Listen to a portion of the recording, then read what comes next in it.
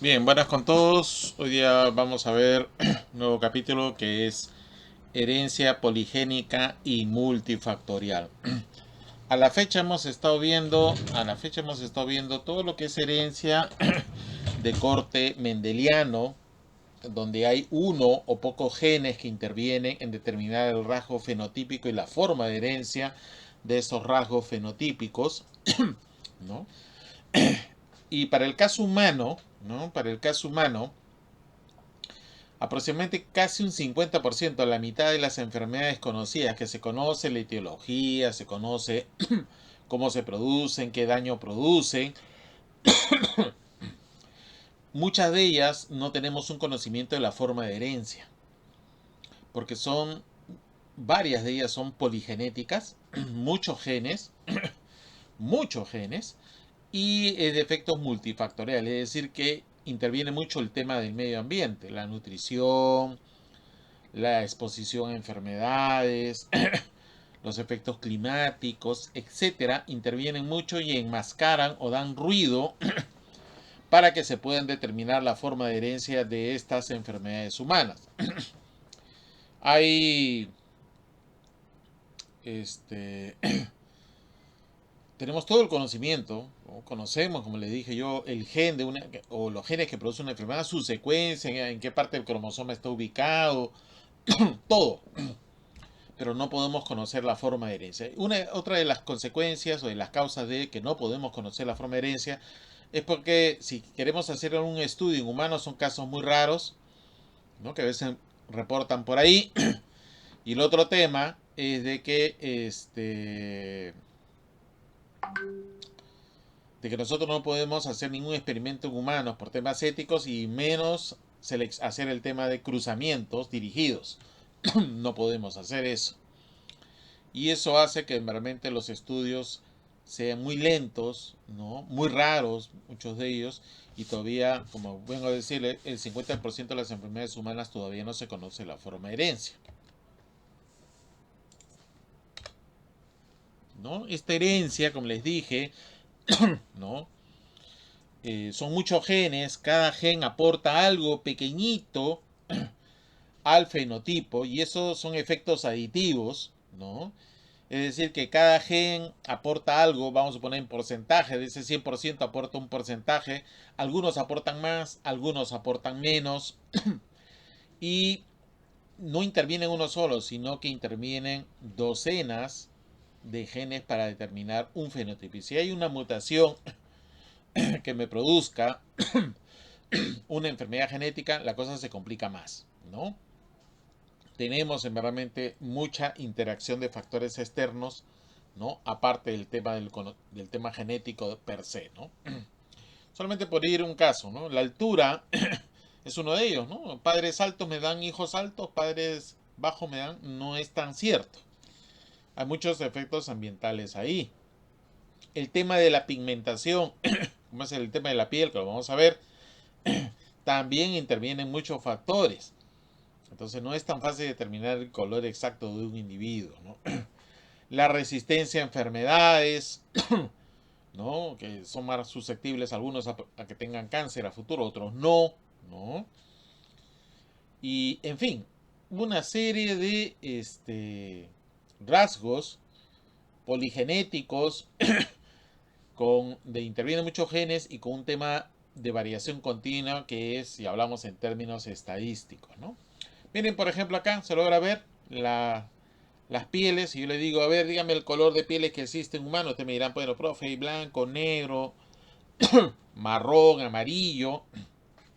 Bueno, lo que nosotros creíamos que era blanco, pues no es tan blanco. Lo que creíamos que era marrón no es tan marrón. Este fue un trabajo que hicieron en National Geographic, como más o menos 160 individuos, donde le pusieron al fondo la tonalidad que era cada individuo. Y la verdad que existen un gradiente de tonalidades que nos dan realmente diversos fenotipos. Indudablemente acá están involucrados muchos genes con muchos alelos, ¿no? Que me pueden dar rasgos muy, muy distintivos. ¿Ok?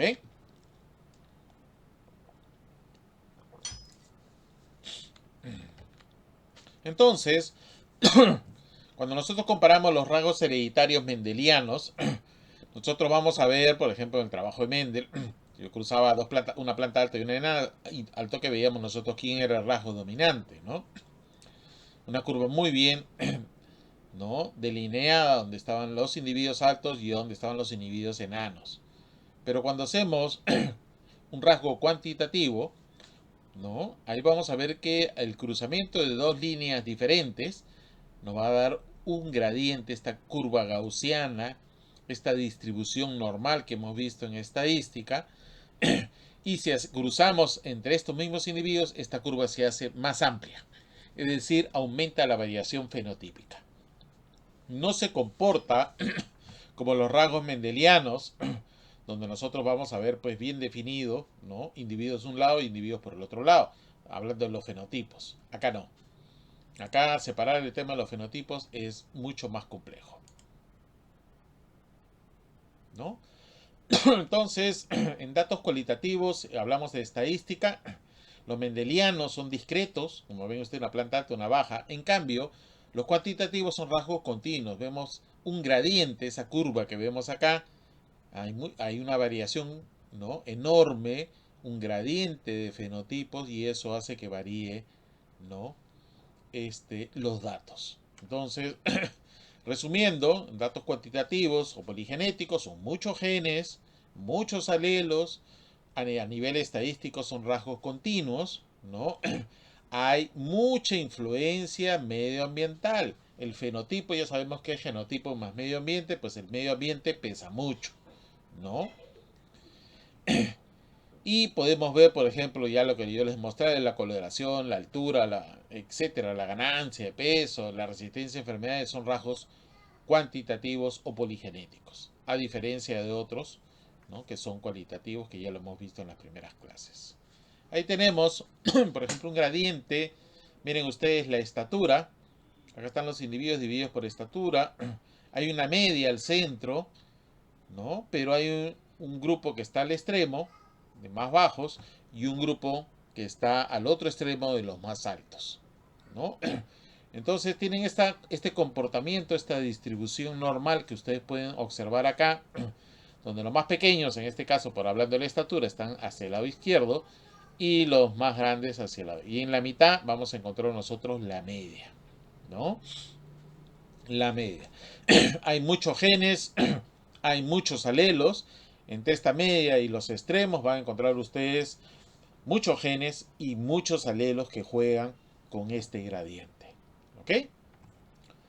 Bien, entonces, cuando nosotros queremos estudiar este tipo de enfermedades, pues nos tropezamos con un tema poligenético, con una variación continua, con muchos fenotipos, ¿no? Que se diferencian en algo, pero muy pequeño, porque hay un efecto aditivo de cada uno de ellos, ¿ya? Hay un gradiente ahí de fenotipos, como podemos ver acá, ¿no? Un gradiente de colores, por ejemplo, el color de la piel va desde blanco hasta los colores más oscuros, pasando por los intermedios, ¿no? Mientras mayor sea el número de genes que participan en producción, mayor será la gradación o la variabilidad fenotípica observada. ¿Ok? Por ejemplo, si yo digo el color de ojos, ¿qué color de ojos conocemos? Uno dirá, profesor, yo conozco ojos azules, verdes, marrones y negros. En verdad hay más tonalidades, incluso hasta violeta. ¿Ya? Hay también tonalidades. Entonces no estamos hablando de uno o pocos genes, sino de muchos genes que están interviniendo en este proceso. ¿Ok? ¿No? Si hablamos de ya enfermedades per se, por ejemplo, la esquizofrenia, esta es la heredabilidad de un rasgo, ¿no? La esquizofrenia, por ejemplo, tiene un 85% de probabilidades de pasar su daño, ¿no? Porque es un defecto en los receptores de dopamina, y ya sabemos todo el tema que involucra a los esquizofrénicos, pero hay una alta heredabilidad. Lo que recomienda es que los esquizofrénicos no se reproduzcan, porque hay una posibilidad muy alta de tener hijos también esquizofrénicos o con personalidad esquizoide. Diabetes, ¿no? La diabetes temprana tiene una heredabilidad de 35, mientras la diabetes tardía, esa que aparece a partir de los 40 años, es mucho más alta, ¿no? Tiene una heredabilidad mayor. Asma, hay mucho tema de asma también, miren la heredabilidad alta. Labio leporino, hay bastante labio leporino, por ejemplo acá en el Perú, si ustedes van a Ica, Ica tiene mucho, hay mucho tema de labio leporino ahí, probablemente por un tema de consanguinidad que todavía subsiste, ¿no? Cardiopatías, problemas 0,35, úlcera hepática un poco menos o medianos, depresión, ¿no? También tiene un tema, así como la estatura, ¿no? La estatura te cae en casi un 100%, miren la depresión, esas enfermedades que nos están golpeando últimamente, ¿no? Hay un tema de problema de depresión grande, ¿no? Perú no es ajeno a eso, ¿no? Se han hecho estudios en gemelos para ver si hay un tema genético o pesa más el tema medioambiental. Sabemos que los gemelos idénticos son aquellos gemelos que son 100% genéticamente idénticos, porque es un ovocito que se ha fecundado por un espermatozoide y este se divide en dos, tienen el mismo material genético. En cambio, los gemelos fraternos son aquellos que son dos ovocitos que han sido fecundados por dos espermatozoides diferentes y que han sido gestados a la misma vez. En verdad son dos hermanos que se han gestado a la misma vez, ¿no? Entonces, cuando han hecho las comparaciones, ¿no? Se han dado cuenta pues que muchos de los rasgos son altamente heredables en los gemelos que con respecto a los mellizos, porque temporalmente son mellizos, ¿no? Susceptibilidad al sarampión, ¿no? Esquizofrenia, por ejemplo, ¿no? Enfermedades mentales, síndrome de Down, problemas estructurales o trastornos maníacos depresivos, ¿no? Se demuestra que realmente hay un componente genético fuerte en estas enfermedades humanas, ¿no? Comparando los estudios en estos dos tipos de gemelos.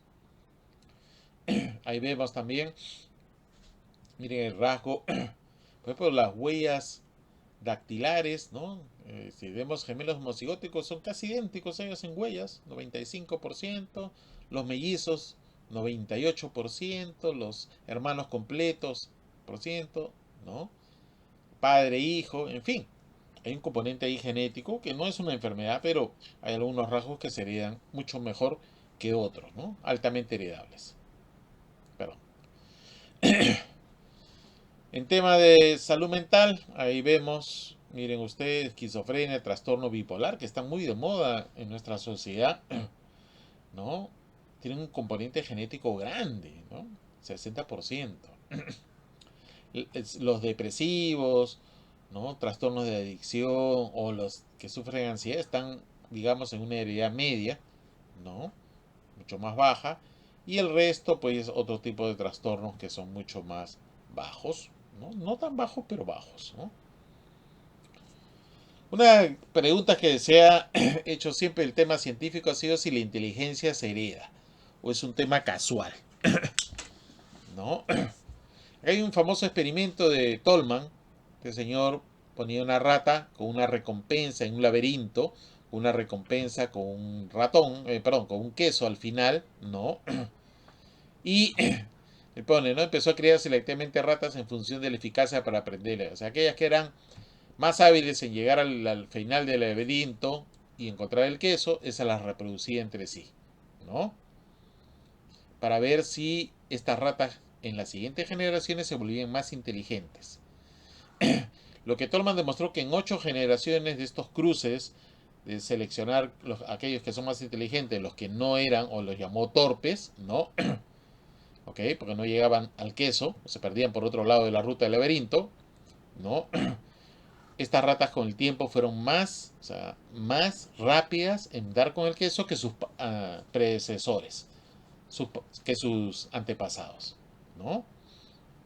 Entonces, él estableciendo esto, ve que las ratas se van volviendo más listas, más inteligentes, entre comillas, para ubicar, ¿no? El queso que las que no, que las que habían sido seleccionados. Entonces cada vez Las menos hábiles para encontrar el queso, al ser una selección, también se separaban de las más hábiles, ¿no? ¿Ok? Bien. Otro aspecto que vamos a también tomar en cuenta es que haciendo un censo poblacional grande, vamos a suponer más o menos que del 100%, un 3% tiene algún tipo de defecto genético. Y ese 3%, hay un 10% o 15% que son desórdenes cromosómicos que ya hemos visto, ¿no? Pueden ser monogenéticos, es decir, un solo gen interviene en ellos, casi un 10%. Pero miren ustedes, multifactorial representa casi la cuarta parte. Estos que están gobernados por muchos genes, interviene bastante fuerte el medio ambiente, representan casi la cuarta parte. Y la mitad, o un poco más, no sabemos qué tipo de herencia tienen. Hasta la fecha. Aún teniendo el proyecto Genoma, no nos ha resuelto cómo se heredan estas enfermedades por lo que ya se explicó al principio. Pero ahí están. Es bastante alto todavía el desconocimiento de estos tipos de enfermedades multifactoriales, poligenéticas, ¿no? Entonces, hay diferentes estudios, por ejemplo, total de muertes, ¿no? Ponen total de muertes, ¿no? Hay anormalidades congénitas, ¿no? Hay condiciones neonatales, en fin, ¿no? En fin. Entonces, está tratando de ver si realmente mucho la mortalidad neonatal se debe a un tema genético. Bien, hoy, ¿por qué cuidamos esto bastante? Porque queremos hacer detección temprana lo más rápido posible, luego un tema de prevención y finalmente un tratamiento. De repente no llegamos a una cura, pero sí llegamos hasta un tratamiento y cuidado para que el individuo, si tiene una enfermedad, no le afecte mucho el resto de su vida. Para eso, indudablemente, vamos a tener cuadros, ¿no? Árboles genealógicos, es importante tener árboles genealógicos para ver de alguna forma dilucidar qué tipo de herencia, si es dominante, recesivo, si es autosómico, ligado a los cromosomas sexuales, tiene este rasgo que me produce una enfermedad, ¿no? Se hace toda una batería de análisis, se toma en cuenta muchas cosas, se hace análisis bioquímicos si se sospecha. La edad de la madre, ya hablamos, también es importante, que va en contra, ¿no? Y toda una serie de análisis, incluso hasta a nivel molecular, ¿no? Ya sabemos que la edad en muchos de estos, ya lo hemos mencionado, van en contra, ¿no? Con la aparición de las enfermedades, ¿no? Generalmente en la semana 11, 13 hasta la 16 se ve un tema de gestación para ver si se sospecha que hay algún tipo de anomalía, ¿ya? Ahí se hace ecografía, que es lo más fácil de hacer, lo que es más rutinario en el Perú. Todo Perú, en algún hospital, más o menos, tiene un tema de ecografía, ¿no? Un ecógrafo, donde vamos a ver pues, si hay alguna anomalía que podría estarnos indicando que tenemos un problema genético involucrado en este individuo que todavía no nace, ¿no? Ahí podemos ver si ya que o sospechamos de algo, con toda la base de datos, se puede tomar una muestra de líquido amniótico. Ya saben que el líquido amniótico tiene células del feto y luego hacer un análisis a todo nivel, cromosómico, molecular, para dilucidar si realmente eso que observaste de repente en la ecografía realmente es una enfermedad. ¿Ya? Es una enfermedad. ¿No? Se hace el tema de anacentesis. Observan ustedes. Hay un tema de anacentesis. Lo hace un experto. Es una aguja que le están, es un método invasivo. ¿No? Hay que tener mucho cuidado para sacar muestras de células que después van a pasar a un proceso, ¿no?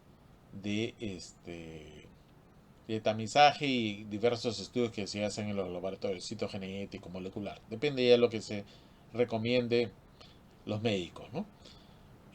A ver, vamos a ver este video. A ver.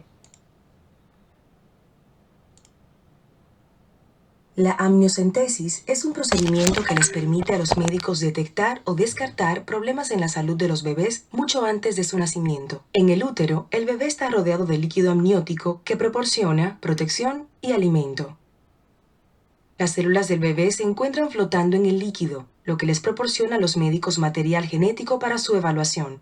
En la amniocentesis, el médico tomará una muestra del líquido para evaluar trastornos genéticos específicos y defectos de nacimiento. La amniocentesis, por lo general, se hace en el segundo trimestre de embarazo, entre la semana 15 y 18. Generalmente se les ofrece a las mujeres con determinados factores de riesgo, mujeres de 35 años de edad o mayores, lo que aumenta el riesgo de trastornos cromosomáticos como el síndrome de Down, un embarazo o niño anterior con algún defecto de nacimiento, análisis de sangre o ultrasonido que sugiere un defecto de nacimiento como síndrome de Down o defectos del tubo neural o un antecedente familiar de trastornos genéticos como fibrosis cística. La amniocentesis también puede ser realizada en el tercer trimestre por las siguientes razones. Para determinar si debiera ser necesario un parto prematuro cuando los pulmones del bebé están lo suficientemente maduros, para diagnosticar una infección uterina o para controlar la anemia en un bebé con incompatibilidad RH. Para comenzar el procedimiento, el médico usará ultrasonido para crear una imagen del feto y estructuras cercanas en la pantalla de una computadora. Mientras mira la imagen, el médico puede elegir un lugar seguro para insertar la aguja. El médico puede administrarle una inyección de anestesia local para adormecer la superficie del abdomen, en donde se va a insertar la aguja de la amniocentesis. El médico mirará cuidadosamente el monitor ultrasonido para evitar el contacto con la placenta o el bebé. Luego, introducirá la delgada aguja a través de la pared abdominal, en el útero y en el saco amniótico. Extraerá una pequeña muestra del líquido amniótico. Quitará la aguja y cubrirá el sitio con una venda. Su cuerpo fabricará líquido adicional para reemplazar el que se extrajo. El médico seguirá observando el ultrasonido para verificar que los latidos del corazón del feto sean normales y que el bebé toleró bien el procedimiento. Es posible que sienta leves ganas de defecar o presión en el abdomen inferior. Durante aproximadamente 24 horas después del procedimiento, se le aconsejará evitar el estrés físico como ejercicio enérgico, alzamientos, quedarse de pie durante un tiempo prolongado y actividad sexual. Bien, una vez que ya tú obtienes el tema del líquido amniótico, pues lo que haces es mandarlo a la unidad citogenética, donde ya lo someten a medios de cultivo, como ustedes ya saben, ¿no?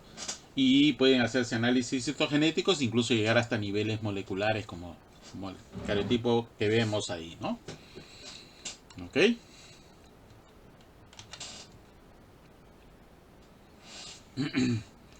¿No? Ahora se hace FISH, nombraron el tema de FISH. El FISH es una mezcla de un PCR con sondas fluorescentes, ¿no? Que se pega en un sitio específico y sabemos que ese sitio específico pertenece a determinado cromosoma. Entonces, los cromosomas que son padres homólogos, se les va a pegar esos primers fluorescentes y vamos a ver pues si hay uno o dos presentes, ¿no? Ideal tenemos que encontrar dos porque son pares homólogos, pero si encontramos más de uno o la falta de uno, significa que hay un tema de aneuploidía presente, ¿no? En estos individuos, ¿no? Entonces, bueno, eso eso ya se hace también como una técnica adicional, mucho más fina, ¿no? Trisomía, por ejemplo, se detecta, pues ves tres colores verdes o rojos que solamente se pegan al cromosoma 21, entonces tienes un problema ahí de trisomía, ¿no? El síndrome de Down.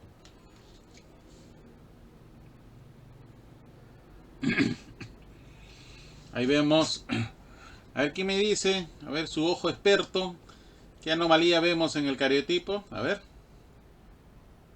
No está compartiendo. Ay, ya. La única trisomía que sobrevive es la 21, ¿no? La 18, con el síndrome de Down, nace con toda una serie de problemas, sobre todo en el aspecto cardíaco, y mueren al poco tiempo, ¿no?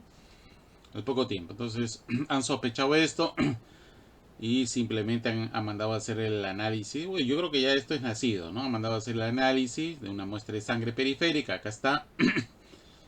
al laboratorio, ¿no?, respectivo, ¿no? Este es el Instituto Nacional de Salud, tienen una unidad de citogenética y han determinado que efectivamente es síndrome de Edwards, ¿no? Como le dije, el síndrome de Edwards es una serie de anomalías que hacen que estos individuos no sobrevivan. Tiene microcefalia, ¿no?, tiene fisura palatina, ¿no?, etcétera. Una serie de anomalías, sin contar el tema que ya le dije, cardíaco, ¿no?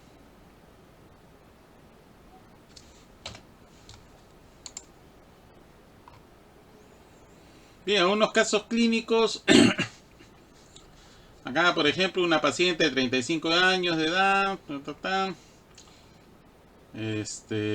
natural de Lima, secundaria, su casa, casada, tiene un feto, ¿no?, podálico, hay una malformación que lo han detectado, una malformación fetal, ¿no? Y bueno, ya acá estos últimos ecógrafos te hacen de todo ahí, mediciones. Y bueno, indudablemente para este individuo le han tenido que hacer amniocentesis para determinar qué tiene, ¿no? Un laboratorio privado, ¿no?, líquido amniótico, acá dice líquido amniótico, ¿no? Y han hecho el tema, no solamente le han hecho el cariotipo, sino le han hecho el bandeo, ¿no? Le han hecho el bandeo. Y acá tenemos el cariotipo también de humano, pero este es el cariotipo de banda, ¿no?, normal, ¿ya? Normal, también líquido amniótico. Pero observemos acá, ¿cuál será la anomalía que se observa acá? ¿Por qué usamos bandeo? Porque no tenemos un problema de alteración del número, sino tenemos un problema de alteración estructural. Y efectivamente, ¿no?, si ustedes observan, en el cromosoma 11, este cromosoma 11 le falta un pedazo acá, ¿no? Lo voy a ampliar. Le falta un pedazo al cromosoma 11. ¿Se logra ver? Sí, profesor. Le falta un pedazo, le falta una porción, cromosoma. Tienes ahí, ¿cómo se llama cuando hay una delección, verdad? Una delección, cromosoma 11, ¿no? ¿Ok? El bandeo te permite ver, porque acá faltan bandas, y acá sabes que hoy acá le falta un pedazo, ¿no? Una porción, digámoslo así, ¿no? Ok, esta es la forma. Dependiendo del tipo de anomalía que tú sospeches, vas a tener que aplicar la técnica para poderlo verlo con más detalle, ¿no? Y bueno, están los informes, siempre tienen que estar haciendo qué es lo que hay exactamente, describir, el técnico también del laboratorio tiene que describir, ¿no?, qué es lo que está pasando. ¿Ya? Hay un informe ecográfico, hay un informe citogenético, y si tenemos que llevar un tema molecular, bien. Solamente que el Estado no lo paga, eso hay que tener cuidado, ¿no?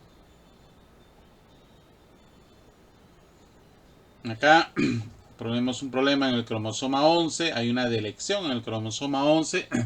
Lo interesante del bandeo es que estas bandas ya aparecen. Si ustedes entran al GenBank, no solamente está el tema de secuencia, sino también está el tema de ese gen que yo estoy viendo. Tiene una ubicación en un cromosoma específico. En este caso, cada banda, ¿no?, estas bandas determinan dónde está ubicado determinados genes, y la anomalía de esos genes me producen este grupo de enfermedades que algunas ya han sido identificadas, ¿no? Acá el cromosoma 11 te dice la banda 23, subbanda 3, ¿no? Lo detalla al milímetro. Pero ya sabemos ahora, oye, esta banda porta estos genes, entonces el estudio se hace mucho más fino. ¿Ok? Estos microarreglos también, acá puedes ver un vacío, ahí te indica que está faltando, pues había una delección, ¿no? Había una delección en este cromosoma 11 para poder ya detectar exactamente qué síndrome es, ¿no? Acá se ha detectado la alteración en el cromosoma 11, en el brazo largo, en la banda 24, subbanda 1, ¿no? Y también en la banda 25. Esa pérdida se conoce como síndrome de Jacobsen, ¿no? Entonces hacen un análisis muy fino para poder determinar efectivamente qué tipo de alteración es, ¿ya? Un segundo caso clínico, ¿no? Te piden toda la información. Cuando usted va al tema del hospital, te piden toda la información, cartilla de vacunas, si es posible árbol genealógico, todo tienes que incluir, ¿ya? Absolutamente todo. Acá le hacen un análisis ya más fino, ¿no? Y determina que hay una duplicación en el cromosoma 16. Acá la diferencia es que no le falta, sino le sobra, ¿no? Para un tema porque tienes que hacer un diagnóstico y también tienes que hacer una consejería genética. Eso es importante, ¿no? Como le dije, ustedes entran, ¿no? A ver los programas, pero ahí está, acá ustedes pueden ver, ¿no? Primero vas analizando las bandas y luego, si quieres más fino, llegas hasta, oye, ¿qué genes hay en esta banda? Tal genes, ¿no? Si se ha producido una duplicación, una inversión, una delección, ustedes pueden detectar qué genes específicos han sido alterados. ¿Ok? Ahí tenemos un caso, ¿no? Niño en la boca, la forma de la boca y la cabeza también se nota, ¿no? Que hay un tema ahí clínico. Otro caso clínico, paciente gestante, 30 semanas, había imágenes patológicas en la ecografía, la edad, ¿no? Fecha de nacimiento, en fin, datos y bueno, la parte de ecografía, ¿no? En la parte de ecografía. Entonces, acá ya tienen ya su data, la persona sabe que acá hay algo que no está bien, ¿no? Y hacen todo el que es experto en ecografía establecido. Ahora incluso existe ya con el tema de la inteligencia artificial prácticamente te sacan datos de la que tú antes no podías, ¿no? Y te puede hacer un diagnóstico más preciso. Miren, acá ha tenido la suerte porque han podido incluir el tema del árbol genealógico, ¿no? De estos individuos afectados, ¿ok? Para dar cuenta si hay un tema hereditario, que no sea un tema solamente esporádico, ¿no? Fortuito, sino que realmente hay un tema hereditario, ¿no? ¿No? Ahí, por ejemplo, han detectado un problema cuando les han estado sacando el tema de los huesos, miren, el tema de los huesos, han estado midiendo el tema de los huesos, de fémur y otros huesos, se han dado cuenta que nos formaron a todos y junto con el doctor Inostroza, que ustedes ya lo conocieron en la mañana, han hecho un equipo bastante grande. Tuvimos la suerte de juntarnos hace un par de meses atrás con todos los que nos han formado, los que están en formación, para hacer una reunión de camaradería que fue muy grato y compartir las experiencias de los que tienen más experiencia con el resto de nosotros. Me voy a incluir entre los jóvenes. Entonces, hablemos de osteogénesis imperfecta o los niños de huesos de cristal. Así es como está descrita esta enfermedad, por lo menos en forma coloquial.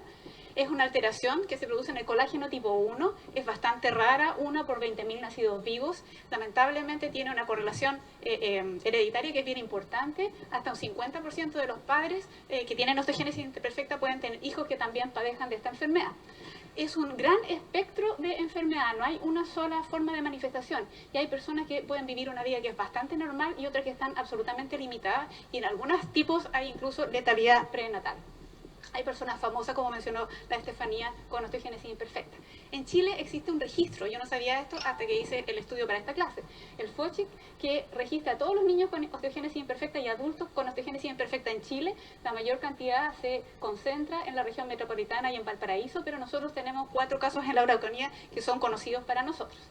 Esos son, en total, 93 pacientes con osteogénesis imperfecta en nuestro país. Buscando en internet fotos para osteogénesis imperfecta me encontré con este grupo, y este grupo efectivamente es un grupo chileno que se juntó para estudios sobre osteogénesis imperfecta, y dentro de su registro al cual uno se puede adscribir, supe, digamos, que 50% de los pacientes en Chile tienen algún tipo de tratamiento médico para la osteogénesis. La mayor parte trabaja o estudia, no muchos están inscritos en el registro de discapacidad, la mayor parte son pacientes que son FONASA y la mayor parte también tiene clasificación genética, lo que fue una sorpresa. La osteogénesis imperfecta para nosotros era como quirúrgica absolutamente. Teníamos que arreglar estos huesos que estaban chuecos y enclavarlos de alguna manera con algún clavo que cupiera y que creciera junto con el niño. El clavo de Fassier-Duval, que hay una muestra ahí, es como lo que está estandarizado como la mejor opción de tratamiento quirúrgico de estos niños.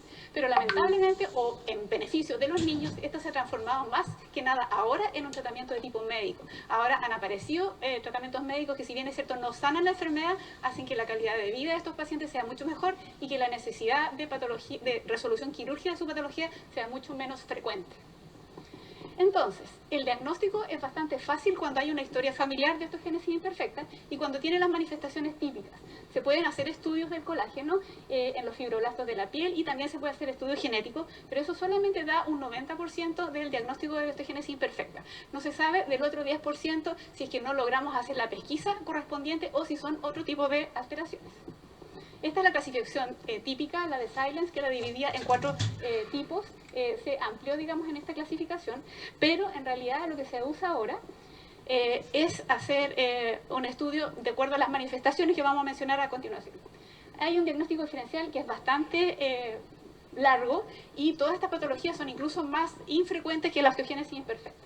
Entonces, como les decía, hay que siempre acordarse de que existe esta posibilidad de que no sea osteogénesis imperfecta, y las lesiones no accidentales muchas veces, especialmente en niños pequeños, pueden confundirse con osteogénesis y hacen pasar a los papás un mal rato, así que hay que tratar de tenerlo en consideración. Y también es una ayuda para nosotros en los niños que sospechamos maltrato infantil, de hospitalizarlos diciéndoles que tenemos que estudiar que no tengan una osteogénesis imperfecta para no asustar a los padres y hacer el estudio que corresponde. Entonces, lo que tenemos que buscar son estas manifestaciones. Hay manifestaciones que son esqueléticas, especialmente la historia familiar, la forma de los huesos, la escoliosis en edades muy tempranas, los huesos wermianos, niños que nacen con deformidades importantes por fracturas intranatales, la talla baja, como se ve aquí. Y también hay manifestaciones que no son esqueléticas, como la hiperlaxitud, la alteración de la dentinogénesis, las escleras azules, pero no todos los pacientes lo tienen, falta de audición, la dilatación de la aorta proximal o prolapsos mitrales, cifosis de la columna cervical, hidrocefalia y alteraciones de tipo neurológica e incluso alteraciones por problemas del calcio. Los más importantes, los más fáciles de manifestar son la dentinogénesis y las escleras azules. Entonces, junto con todas estas manifestaciones fenotípicas, en 2009 se hizo una clasificación que clasifica en 5 tipos las osteogénesis e incluso involucra a algunos diagnósticos diferenciales de osteogénesis imperfecta que se manejan más o menos de la misma manera, y lo dividen en 5 tipos, en que el 2 es el letal, el 1 es el que menos problemas trae y los otros tienen distintos tipos de impregnación y que requieren o no de tratamiento. La patogenia es una alteración de 2 tipos. Uno, del residuo de glicina que se producen en las moléculas de colágeno, que son una triple hélice, y cuando hay esta falta de residuo de glicina no se puede formar esta triple hélice de manera adecuada, y eso da de diferentes formación de colágeno de buena y de mala calidad. Cuánto de bueno, cuánto de malo va a producir esta variabilidad fenotípica que se ve en las osteogénesis imperfectas. Otra forma de producción es que se detiene el codón en el 1A1, y eso da un fenotipo tipo 1 que generalmente es bien poco manifiesto y que no produce mayores problemas. Y aquí hay una diferencia como histológica de cómo uno vería un hueso en un niño que es normal y el de la osteogénesis imperfecta, que es mucho más pequeño, con corticales más delgadas y con muchos más macrófagos que hacen que la reabsorción ósea sea mucho más importante. Este estudio se hace en los fibroblastos de la piel. Entonces, no siempre hay una correlación directa entre lo que uno encuentra alterado en los osteoblastos. Eso no se sabe muy bien todavía cómo funciona, pero sí hay una alteración en los proteoglicanos de la parte osteoblástica y de la matriz mineral. Este es un ejemplo de los estudios de los fibroblastos con los distintos tipos de osteogénesis en que se ven patrones de alteración colágeno de forma distinta. Lo que ha cambiado o ha revolucionado el tratamiento de la osteogénesis es esto, los bifosfonatos, especialmente el palmidronato. El tratamiento con palmidronato hace que antes del tratamiento uno vea una reabsorción ósea muy importante y que después esto esté bloqueado, y eso aumenta el tamaño y el fortalecimiento del hueso. Eso hace que los niños rápidamente tengan disminución del dolor, mucho menos frecuencia de las fracturas, mucho mayor movilidad y más independencia en términos de la marcha. Se ha visto, los estudios más que nada son en el palmidronato, que se da en forma endovenosa, dependiendo de la edad y dependiendo del peso del niño, y se da en ciclos de 3 a 4 meses. Ahora el tratamiento con bifosfonato uno puede verlo microscópicamente cómo mejora la calidad del hueso y también se puede ver en la radiografía con estas líneas que son típicas en el tratamiento del palmidronato, pero produce disminución de la resorción ósea. Entonces la remodelación en los casos de niños con osteogénesis en tratamiento con palmidronato es menor y eso tiene importancia mientras más pequeño sea el niño porque el hueso no va a remodelar de la misma manera que lo hace en los niños comunes y corrientes. Y también tiene algunas dificultades. Puede producir una hipocalcemia muy significativa, puede producir especialmente en la primera administración síntomas de tipo influenza, que en los niños que tienen problemas respiratorios puede ser muy significativo, incluso puede llevar a la muerte. Puede persistir mucho tiempo en el hueso, entonces no se sabe si el feto de madres con osteogénesis imperfecta tratadas con palmidronato van a tener alguna consecuencia. Se disminuye la remodelación, por alguna razón los niños aumentan de peso y eso obviamente no va en beneficio de su desarrollo y a veces queda cartílago fisario calcificado dentro del resto del hueso, hacia arriba.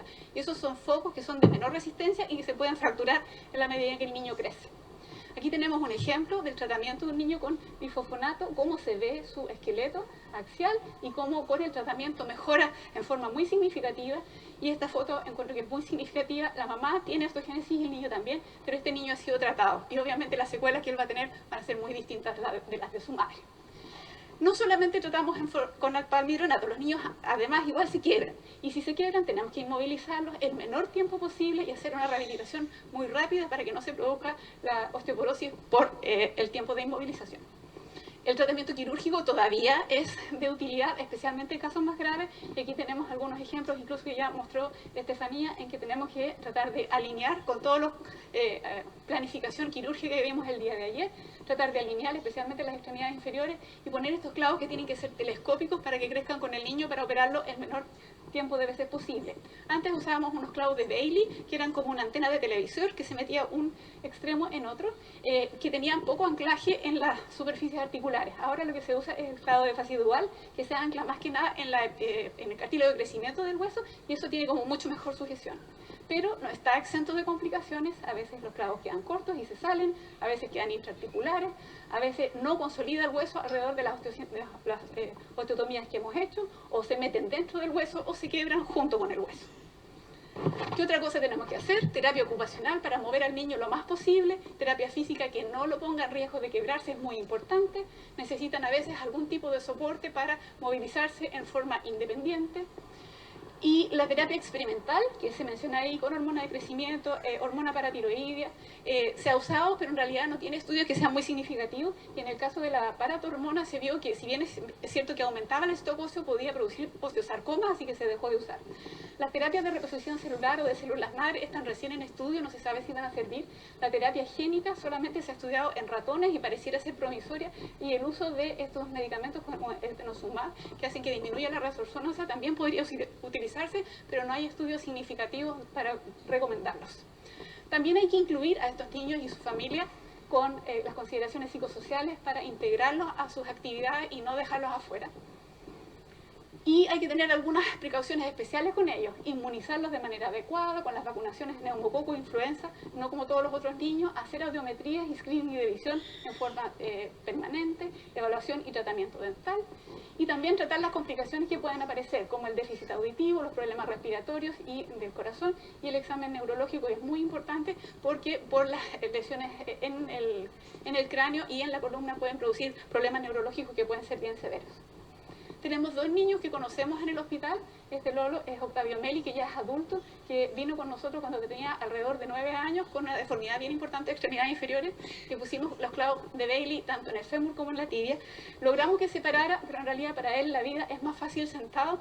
Ahora está en tratamiento con los traumatólogos adultos, pero él lamentablemente solamente utiliza silla de ruedas. Y este otro Lolo es Ezequiel Riveros, que tenía esta gran deformidad, si ustedes se fijan, en la tibia distal. En él usamos los clavos de fascia duval, es nuestro niño millonario, se pusieron tanto en el fémur como en la tibia.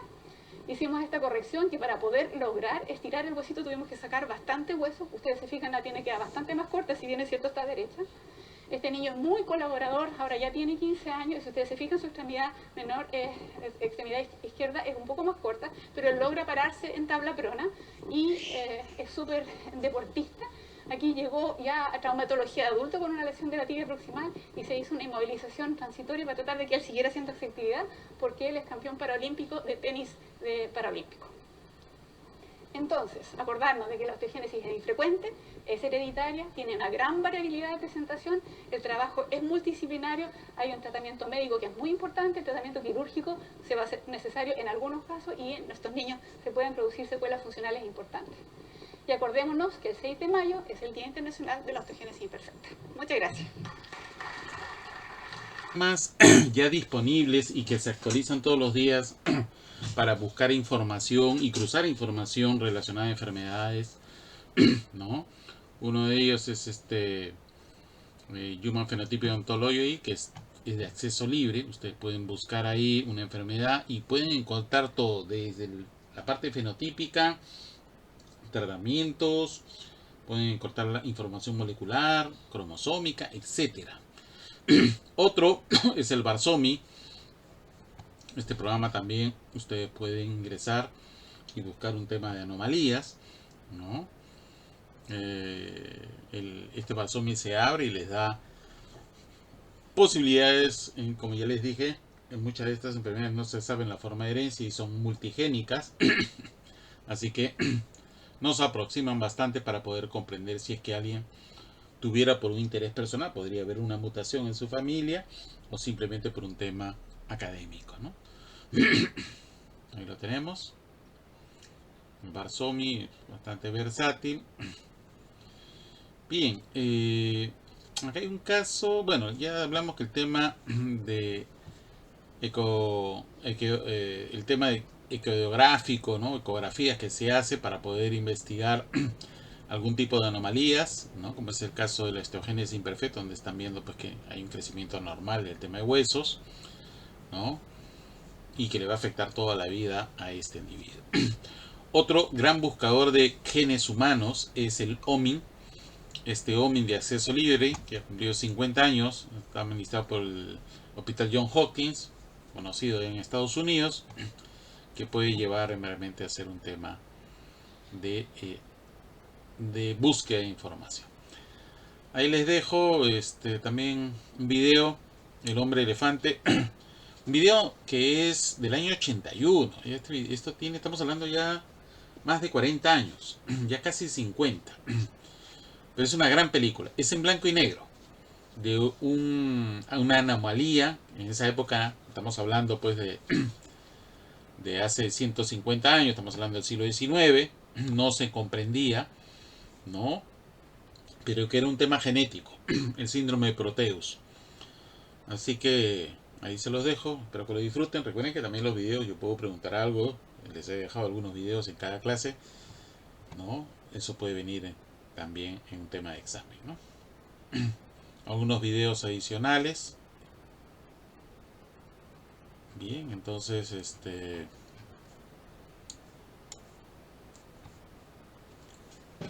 concluimos la clase acá.